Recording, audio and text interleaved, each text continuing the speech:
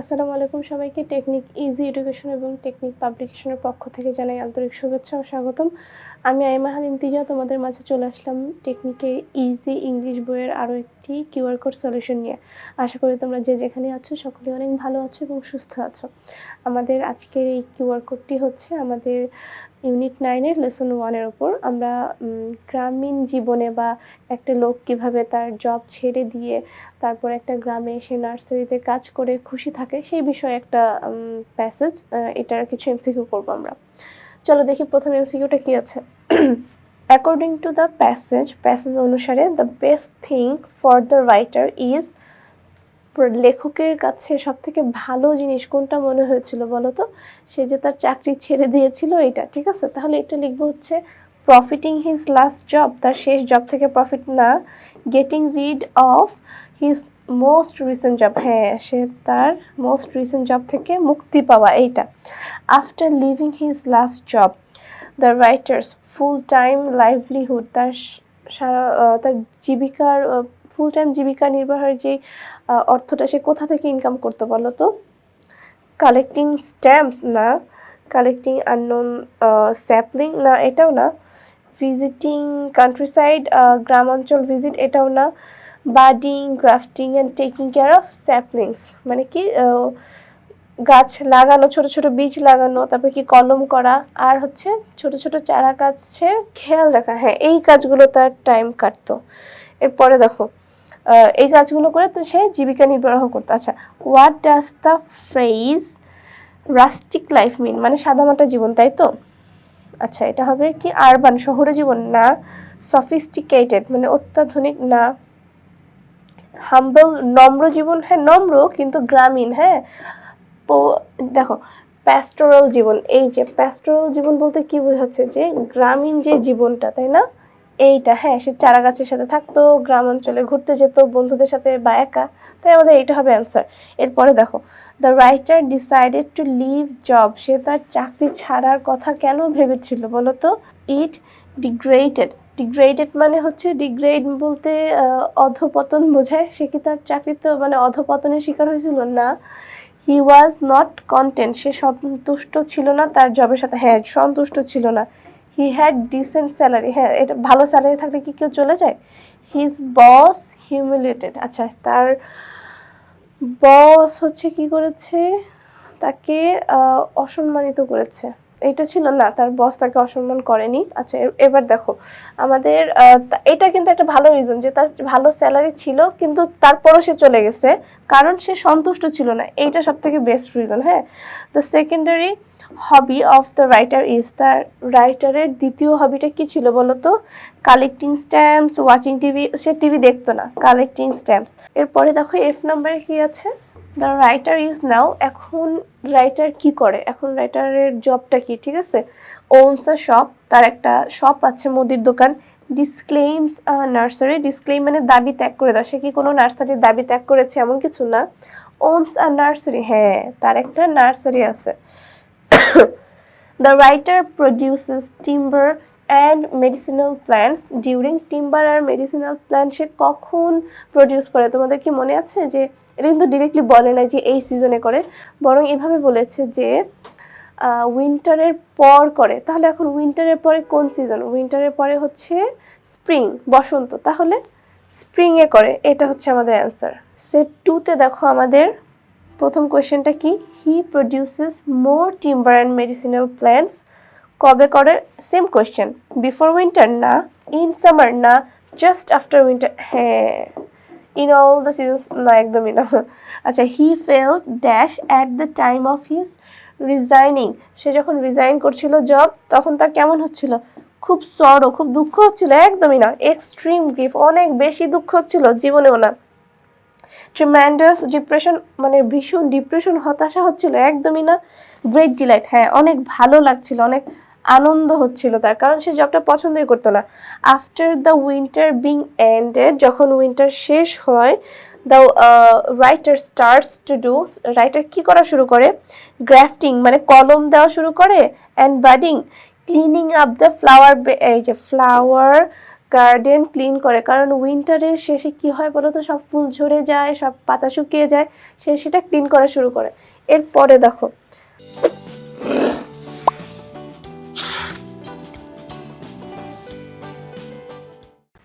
The writer produces timber and medicinal plants during কোন টাইমে এইগুলো করে? এই যে একটু আগে সেম কোয়েশ্চেন পড়েছি, সেটা হলো কি উইন্টারে না, রেইনি সিজনে না, সামারে না, স্প্রিংয়ে। এরপরে দেখো উইচ অফ দ্য ফলোইং ওয়ার্ডস, নিচের ওয়ার্ডগুলোর মধ্যে বেস্ট অ্যাপ্রিসিয়েটস করে কোনটা, স্পিকারকে সব থেকে ভালোভাবে সমর্থন করতে পারে কোন ওয়ার্ডটা? সেলফ সেন্টার্ড, আত্মকেন্দ্রিক একটা মানুষ ছিল সে না, সেলফ এমপ্লয়েড, আত্মকর্মসংস্থানের ব্যবস্থা করেছে, হ্যাঁ আত্ম মানে নিজ, কর্মসংস্থান মানে চাকরি, নিজের চাকরি বা নিজের কাজের ব্যবস্থা সে নিজেই করেছে, এর জন্য সেলফ এমপ্লয়েড হবে।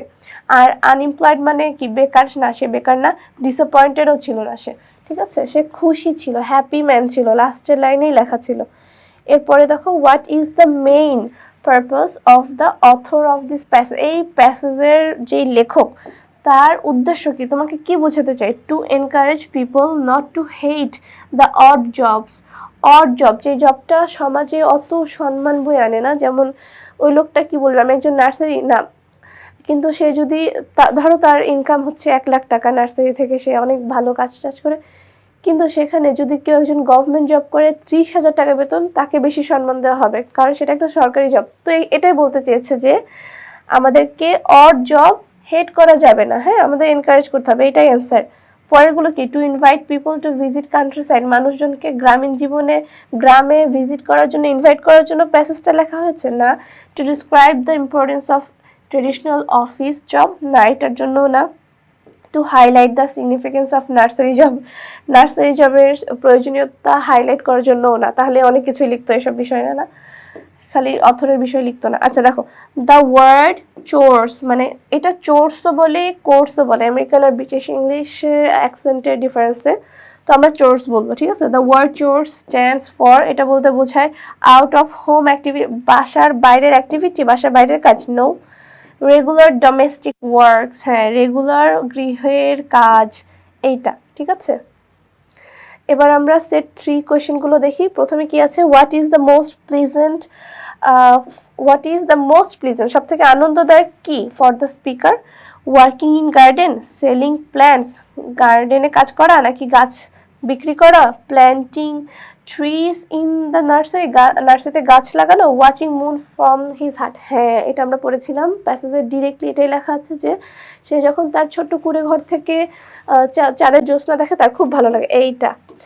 What is the reason behind speaker's resigning his former job, তার আগের জবটা কেন সে ছেড়ে দিয়েছিল বলো তো?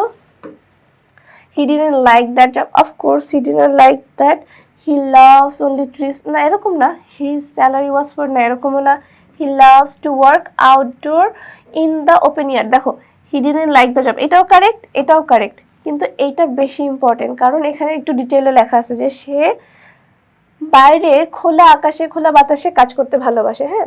দ্য প্যাসেজ গিভস এমফেসিস মানে জোর প্রদান করা, কিসের জোর প্রদান করেছে? The speakers freedom in occupation, স্পিকারের পেশায় যে স্বাধীনতা, পেশার স্বাধীনতা, এটাতে স্পিকারস। আচ্ছা অ্যাবহরেন্স মানে হচ্ছে ঘৃণা টু অফিসিয়াল জব, না তার অফিসের জবে ঘৃণা ওইভাবে প্রকাশ করেনি। Doing outdoor jobs, planting trees, এই যে স্পিকারের যে জব করার যে স্বাধীনতা, যে আমি যেই জব চাই আমি করতে পারবো, এইটাই প্রকাশ পেয়েছে। Which of the following has,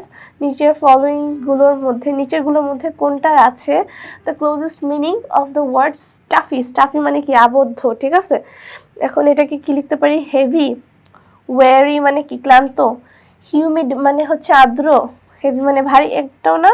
suffocating শ্বাসরোধী, ওর ভালোই লাগতো না এই কাজগুলো করতে, অফিসে কাজ করতে। What does the word boring suggest, boring মানে কি বলতো?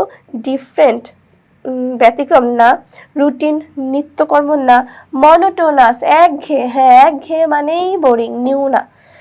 Nothing can be more boring than being stuck, আর কোনো কিছু এতটা বোরিং হতে পারে না কি থেকে? আটকে থাকা থেকে। একটা অফিসে তুমি আটকে আসো, সারা জীবন বসে আসো ডেস্কের সামনে, এইটার চেয়ে বোরিং আর কিছুই হতে পারে না, ঠিক আছে। এখানে what does the sentence imply, এই সেন্টেন্সটা কি বোঝায়? Working with computers and telephones in office is the most boring job. হ্যাঁ এইটাই বোঝায়, ঠিক আছে। Working with computers and telephones is one of the most boring jobs. হ্যাঁ ঠিক বলছে, এইটা বেশি কারেক্ট, ঠিক আছে। আমরা 1 নম্বরটা দিব। Working with computers and telephones is not a job at all, না এরকমটা না। Working in a nursery is more interesting than working in an office, না এখানে কোথাও নার্সারির কথা বলে নাই, তাহলে আমরা এটাই রাখবো, ঠিক আছে। Is the most. আর আরেকটা ব্যাপার কি, এখানে দ্যান বিং স্টাক, এখানে আমাদের সুপারলেটিভ ফর্মটা যেটা ইউজ করব আমরা, যে working with computers and telephones in the most, এখানে ওয়ান অফ দ্য ইউজ করেছে আর এখানে দ্য মোস্ট ইউজ করেছে, আমাদের এই সুপারলেটিভটা লাগবে, ওয়ান অফ না, ঠিক আছে। তাহলে এখানে দ্যানের পর মোস্ট আদার থাকতো। আচ্ছা এরপরে দেখো, timber and medicinal plants belong to the winter season, না দ্য সিজন বিফোর উইন্টার, না the season next to winter, মানে ইন স্প্রিং, ঠিক আছে। এই ছিল আমাদের আজকে কিউআর কোড সলিউশন। আশা করি তোমরা প্রত্যেকটা এমসিকিউ বুঝতে পেরেছো। তোমাদের সাথে আবার দেখা হবে পরবর্তী কোনো একটি ক্লাসে। তোমরা ভালো থাকবা, সুস্থ থাকবা। আসসালামু আলাইকুম ওয়া রাহমাতুল্লাহ।